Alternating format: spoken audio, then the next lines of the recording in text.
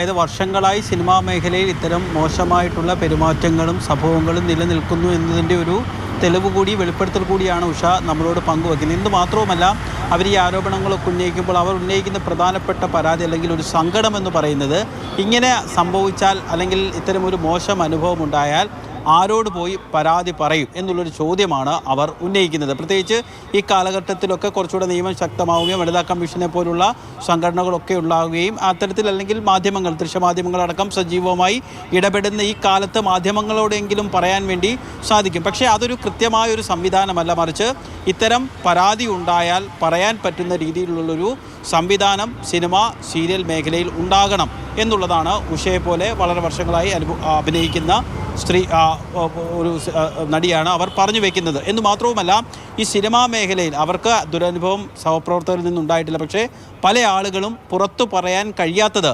സഹപ്രവർത്തകരോട് വെളിപ്പെടുത്താറുണ്ട്. ഈ പുറത്ത് പറയാതിരിക്കുന്നത് തന്നെ ഈ സിനിമയൊരു തൊഴിൽ മേഖലയായി കണ്ടുകൊണ്ട് സിനിമയിൽ നിന്നുള്ള വരുമാനം കൊണ്ട് ജീവിക്കുന്ന ആളുകളാണ്. നമുക്കറിയാവുന്നതുപോലെ തന്നെ ഒന്നോ രണ്ടോ സിനിമയിൽ അഭിനയിച്ചു കഴിഞ്ഞാൽ പിന്നീട് സിനിമാ നടനാണ്. അവിടെ നിന്ന് പുറത്തേക്ക് ഇറങ്ങും, ആ ലൈറ്റിൽ നിന്ന് പുറത്തേക്ക് വരിക എന്നുള്ളത് എത്രത്തോളം ശ്രമകരമായ കാര്യമാണ്. അവർക്ക് മറ്റൊരു ജോലിക്ക് പോകാൻ വേണ്ടി കഴിയാത്ത അവസ്ഥയാണെന്നൊക്കെ നമുക്കറിയുകയും ചെയ്യാം. അതുകൊണ്ടാണ് പലരും ഇത്തരത്തിലുള്ള ദുരനുഭവങ്ങൾ സിനിമാ മേഖലയിൽ സഹപ്രവർത്തകരിൽ നിന്ന് അല്ലെങ്കിൽ ആ സെറ്റിൽ വെച്ചുണ്ടാകുന്ന ദുരനുഭവങ്ങളൊക്കെ കോംപ്രമൈസ് ചെയ്യുകയും വിട്ടുവീഴ്ചയൊക്കെ ചെയ്യുന്നത് തൊഴിൽപരമായൊരു സംരക്ഷണത്തിന് കൂടിയാണ്, സുരക്ഷിതത്വത്തിന് കൂടിയാണ്. വരുമാനം അടഞ്ഞു പോയാൽ ജീവിക്കുക എന്നുള്ളത് എത്രത്തോളം ദുഷ്കരമായ കാര്യമാണെന്ന് നമുക്ക് ഊഹിക്കാവുന്നത്. എന്തായാലും ഹേമ കമ്മിറ്റി റിപ്പോർട്ട് പുറത്തു വന്നതോടുകൂടി പല കോണുകളിൽ നിന്ന് ഈ സിനിമാ മേഖലയ്ക്കുള്ളിൽ നിന്നു തന്നെ വിമർശനം ഉയരുന്നുണ്ട്. അവരുടെ എല്ലാം പ്രധാനപ്പെട്ട ഒരു ആവശ്യം ഈ ഹേമ കമ്മിറ്റി റിപ്പോർട്ടിൻ്റെയൊക്കെ അടിസ്ഥാനത്തിൽ അവർക്ക് ഇത്തരത്തിൽ സെറ്റിൽ വെച്ചൊക്കെ ദുരനുഭവം ഉണ്ടാകുമ്പോൾ പരാതിപ്പെടാനുള്ളൊരു കൃത്യമായൊരു സംവിധാനം ഉണ്ടാകേണ്ടതിൻ്റെ ആവശ്യകതയാണ് ഉഷയെ പോലെയുള്ള ആളുകൾ ചൂണ്ടിക്കാട്ടുന്നത്.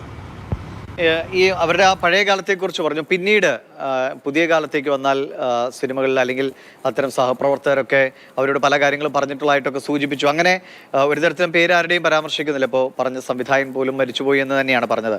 ഏതെങ്കിലും രീതിയിൽ ഇനി ഈ റിപ്പോർട്ടിൻ്റെയൊക്കെ അടിസ്ഥാനത്തിൽ അടുത്ത ഘട്ടത്തിലേക്കൊരു പരാതി എന്ന നിലയ്ക്കൊക്കെ അല്ലെങ്കിൽ നിയമ നടപടി എന്ന നിലയ്ക്ക് പോകാൻ അവർക്ക് ഉദ്ദേശമുണ്ടോ? അതോ കഴിഞ്ഞത് അങ്ങനെയായിരുന്നു എന്ന് മാത്രം പറഞ്ഞ് അവസാനിപ്പിക്കുകയാണോ?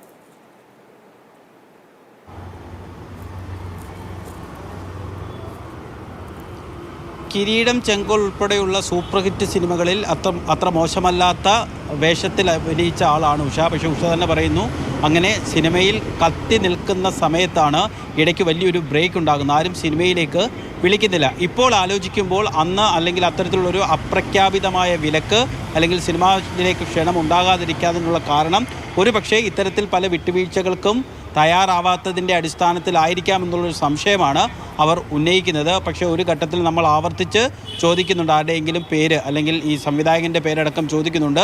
അത്തരത്തിലുള്ളൊരു വ്യക്തിപരമായ അധിക്ഷേപങ്ങളിലേക്കോ വ്യക്തിപരമായ ആരോപണങ്ങളിലേക്കോ അവർ കടന്നിട്ടില്ല. മറിച്ച് അവർ പറയുന്നത് സിനിമാ മേഖലയിൽ ഹേമ കമ്മിറ്റി റിപ്പോർട്ടിൽ പറയുന്നത് പോലെയുള്ള കാര്യങ്ങൾ നടക്കുന്നുണ്ട്. ചില ആളുകൾ വളരെ മോശമായി സഹപ്രവർത്തകരോട് പെരുമാറാറുണ്ട്. അവർക്ക് മറ്റു പല ആവശ്യങ്ങൾക്കുമായി അവർ മാനസികമായി നമ്മളെ ബുദ്ധിമുട്ടിക്കും, തൊഴിൽപരമായി ബുദ്ധിമുട്ടിക്കും. അങ്ങനെയൊക്കെയുള്ള അവസ്ഥ നിലനിൽക്കുന്നുണ്ട്. ഈ ഹേമ കമ്മിറ്റി റിപ്പോർട്ടിൻ്റെ അടിസ്ഥാനത്തിലെങ്കിലും സർക്കാർ, അവരൊരു CPM-ൻ്റെ സജീവമായ പ്രവർത്തകയാണ്, CPM-മായി വളരെ ബാലസംഘത്തിൻ്റെ അടക്കം ചുമതലകൾ വഹിക്കുന്ന ഒരാൾ കൂടിയാണ് ഉഷ. അതുകൊണ്ട് തന്നെ സർക്കാരിനോട് അവർ ആവശ്യപ്പെടുന്നത് ഈ ഹേമ കമ്മിറ്റി റിപ്പോർട്ടിൻ്റെ അടിസ്ഥാനത്തിൽ സിനിമാ മേഖലയിൽ സ്ത്രീകൾ അല്ലെങ്കിൽ മറ്റുള്ളവർ അനുഭവിക്കുന്ന ദുരിതങ്ങൾക്കും ബുദ്ധിമുട്ടുകൾക്കുമൊക്കെ പരാതി പറയാൻ കൃത്യമായൊരു ഫോറം ഉണ്ടാകണം എന്ന് മാത്രവുമല്ല, ഈ ദുരനുഭവം നേരിട്ടവർ പരാതിയുമായി മുന്നോട്ട് വന്നാൽ അവർക്ക് എല്ലാവിധമായ സഹായങ്ങളും സർക്കാർ ചെയ്തു നൽകണം എന്നുള്ളതാണ് ഉഷയുടെ അഭിപ്രായം. ശരി. രഘുനാഥ് നാരായണനാണ് ആലപ്പുഴയിൽ നിന്ന് വിവരങ്ങൾ നൽകിയത്. അല്പം മുൻപാണ് നടി ഉഷ തൻ്റെ പഴയ അനുഭവങ്ങളുമൊക്കെ ചേർത്ത് എന്തൊക്കെ രീതിയിലുള്ള ഒരു ക്രൂരതകൾ മലയാള സിനിമയിൽ നടന്നിട്ടുണ്ട് എന്ന് അവരുടെ അനുഭവങ്ങൾ വെച്ച് നമ്മളോട് പ്രതികരണം അറിയിച്ചത്.